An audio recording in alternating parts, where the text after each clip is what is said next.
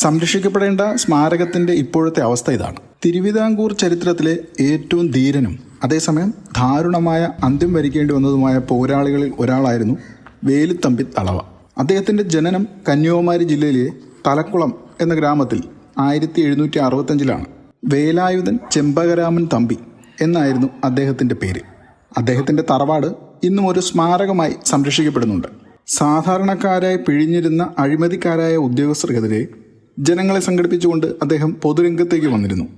ഇത് അദ്ദേഹം ധവള എന്ന പദവിയിലേക്ക് എത്തിച്ചു, അതായത് പ്രധാനമന്ത്രി എന്ന പദവി. 1809 ജനുവരി 11 അദ്ദേഹം നടത്തിയ വിളംബരം ചരിത്രപ്രസിദ്ധമാണ്.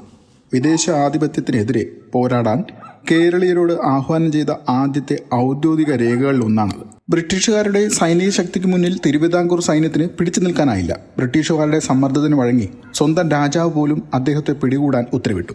ഒടുവിൽ മണ്ണടിയിലെ ക്ഷേത്രത്തിൽ വെച്ച് ശത്രുക്കൾക്ക് കീഴടങ്ങാതെ അദ്ദേഹം സ്വയം ജീവനൊടുക്കി.